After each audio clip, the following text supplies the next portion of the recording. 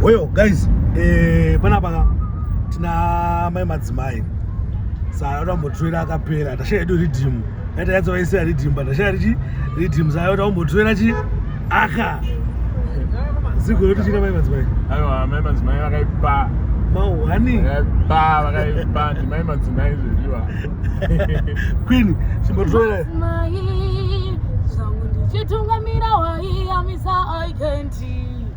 Ndabaiwa, nepfumo ndabaiwa,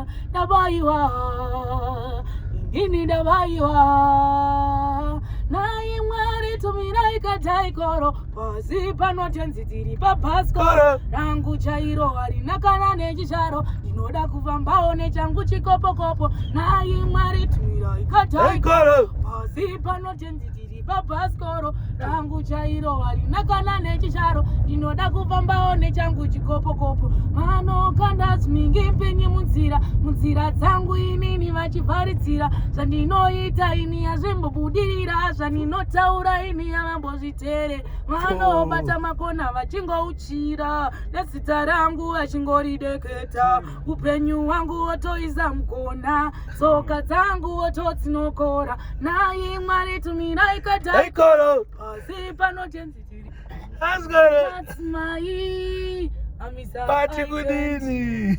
Inakana chisharo. Apa tuzati maende ini ndire favorite yangu.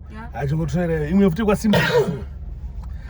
Mukandituma tenzi ndirambe, nditori bofu itaindione, marinotadza itaindikone, ndichifamba munzira itainditsashorwe, ndinokumbira chiremerera, pandinoimba nziyo yangu vagodaira, Mwari daima ndikomborera, ndichifamba munzira daima nditarira, ndinokumbira chiremerera, pandinoimba nziyo yangu vagodaira, Mwari daima ndikomborera, ndichifamba munzira daima nditarira, ndiri mushori wazvake, mutadzi mukuru wasibaba musanditonge, ndinokumbira zvinake, upenyu hwakanaka, Mwari wekuchamakeke, kanita nekungochema, ndiri nerera, ndinawe kuchemera, ane hama dzinondisema, vambondifarira, imbwa vondisairira, Mati kudini. Madzimai totamskanzi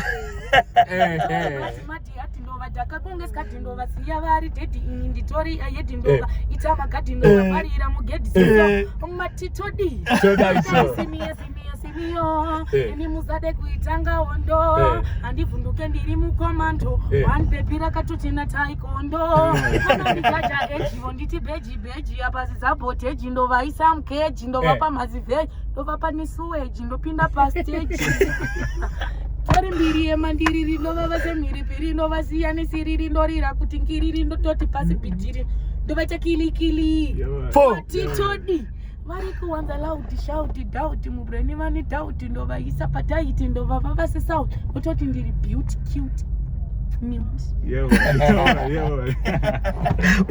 Mazvona guys, haya, mai madzimai.